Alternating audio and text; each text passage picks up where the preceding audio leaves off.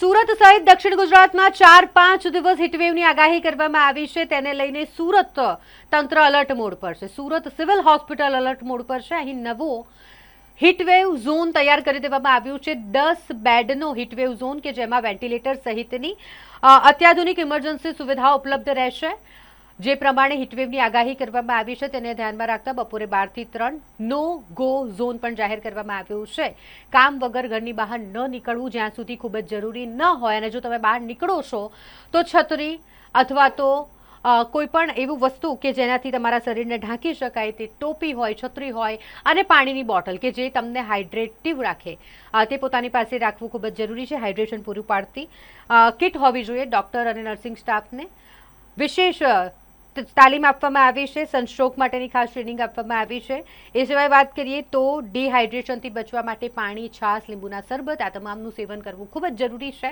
તેનું સેવન વધુમાં વધુ લોકો કરે તે માટે પણ લોકોને સૂચના આપવામાં આવી રહી છે, સલાહ આપવામાં આવી રહી છે। ઇમરજન્સી કેસ માટે હોસ્પિટલ હાલ સંપૂર્ણ રીતે તૈયાર છે। હાલમાં હવામાન ખાતા તરફથી હીટ વેવની આગાહી છે, જેથી અગમચેતીના પગલાં રૂપે સિવિલ હોસ્પિટલમાં કેટલાક પગલાં લેવામાં આવ્યા છે। ડૉક્ટર અને નર્સિંગ સ્ટાફોની હીટ વેવના પેશન્ટ આવે તો કઈ રીતે એને સંભાળવું કે કેર કરવી તે અંગેની ટ્રેનિંગ આપવામાં આવી હતી।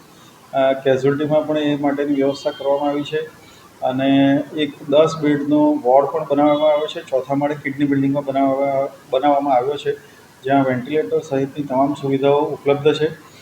અને પ્રજાજનોને ખાસ તો એ સંદેશો છે કે અત્યારે હીટવેવ દરમિયાન 12 થી 4 દરમિયાન ખૂબ જ એટલે સૂર્યના કિરણો સીધા પડતા હોય અને ખૂબ ગરમી લાગતી હોય તો એ સંજોગોમાં હીટવેવની શક્યતા વધારે હોય છે।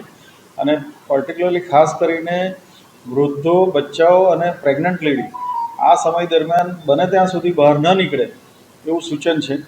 અને ખાસ કંઈક જરૂરિયાત હોય તો તે માથા પર ટોપી પહેરીને કે છત્રી રાખીને અથવા તો ભીનું કપડું મૂકીને બહાર નીકળે અને પોતાને શરીરને પૂરતું હાઇડ્રેશન મળી રહે એને માટે પાણી, છાશ, લીંબુ પાણી કે કોઈ પણ પ્રકારના નાળિયેર પાણી કે એવા પીણાઓ લેવું જોઈએ, પૂરતા પ્રમાણમાં લેવું જોઈએ, જેથી કરીને એનું હાઇડ્રેશન મેન્ટેન થાય।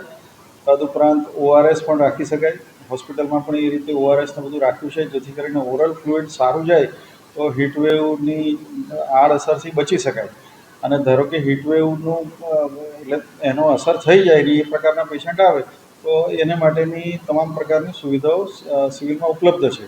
તદુપરાંત અમે સિવિલમાં એર કુલર, મોટા trauma centre, emergency medicine OPD, orthopaedic OPD જ્યાં જ્યાં વધારે ભીડવાળી જગ્યાઓ છે ત્યાં બધી જગ્યાએ મૂક્યા છે, જેથી કરીને વાતાવરણ થોડું ઠંડક રહે અને હીટવેવથી બચી શકાય।